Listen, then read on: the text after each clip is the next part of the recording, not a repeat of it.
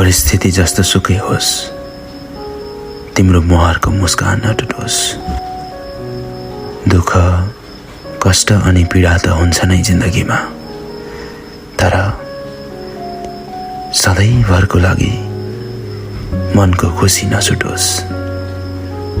जिन्दगीको यात्रामा तिमीलाई कयौं ठाउँमा ठेस लाग्न सक्छ, कयौं ठाउँमा बाटो भुलेर अलमलिन सक्छौ।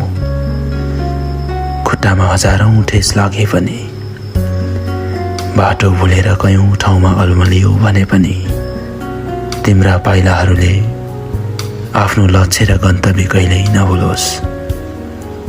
तिमीलाई तिम्रा पाइलाहरूले सधैँ सफलतातर्फ डोर्याओस्।